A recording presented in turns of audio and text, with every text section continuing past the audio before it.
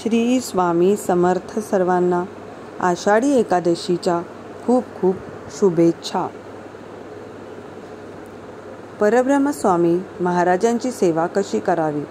अक्कलकोट निवासी ब्रह्मांड नायक श्री स्वामी समर्थ महाराजांची सेवा लाखो भाविक करतात, परंतु अजूनही असंख्य भाविकांना स्वामींची सेवा कशी करावी किंवा स्वामींची पूजा कशी करावी याबद्दल माहीत नाही. तर काही जणांना स्वामी महाराजांच्या सेवेविषयी अनेक गैरसमज काही लोकांमुळे निर्माण झालेले आहेत. या सर्वांचा विचार करून त्याविषयी पुढील विवेचन आहे.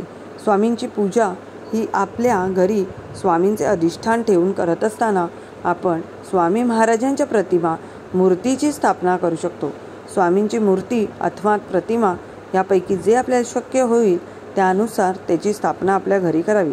त्यात कुठलाही भेद नाही. बरेच लोक सांगतात की स्वामींची मूर्ती घरात ठेवू नये, कारण त्यावर रोज अभिषेक करावा लागतो, दर गुरुवारी षोडशोपचारे पूजा करावी लागते, रोज नैवेद्य आरती करावी लागते, इत्यादी इत्यादी.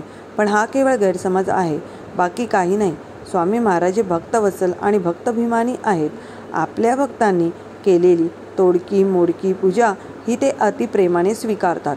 गजेंद्राने आर्ततेने अर्पण केलेल्या केवळ एका कमलपुष्पाने धावून येणारा आणि कोट्यावधी भक्तांचे केवळ नामस्मरणाने कल्याण करणारा पूर्ण परब्रह्म अपुऱ्या पूजेभावे आपल्यावर रागवेल ही भावना चुकीची आहे.